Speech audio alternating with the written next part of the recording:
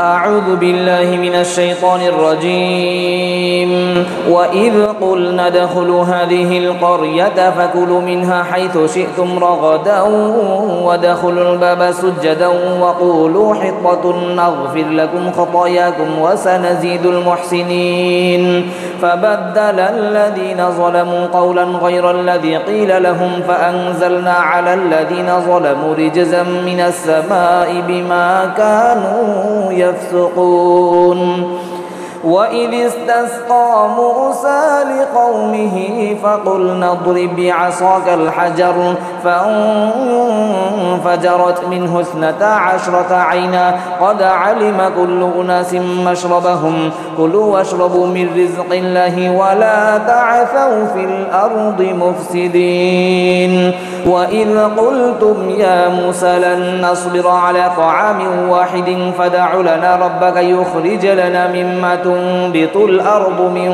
بقلها وقثائها وفومها وعدسها وبصلها قال أتستبدلون الذي هو أدنى بالذي هو خير اهبطوا مصرا فإن لكم ما سألتم وضربت عليهم الذلة والمسكنة وباءوا بغضب من الله ذلك بأنهم كانوا يكفرون بآيات الله ويقتلون النبيين بغير الحق ذلك بما عصوا وكانوا يعتدون। সম্মানিত দর্শক শ্রোতা, ভিডিওটি শেষ পর্যন্ত দেখার জন্য অসংখ্য ধন্যবাদ জানাচ্ছি। ফেসবুক থেকে দেখে থাকলে ফেসবুক পেজটি ফলো করুন, ইউটিউব থেকে দেখে থাকলে ইউটিউব চ্যানেলটি সাবস্ক্রাইব করে পাশে থাকা বেল আইকনটি বাজিয়ে দিন। কোরআনের আওয়াজ আপনার কাছে সবার আগে পৌঁছাবে ইনশাআল্লাহ।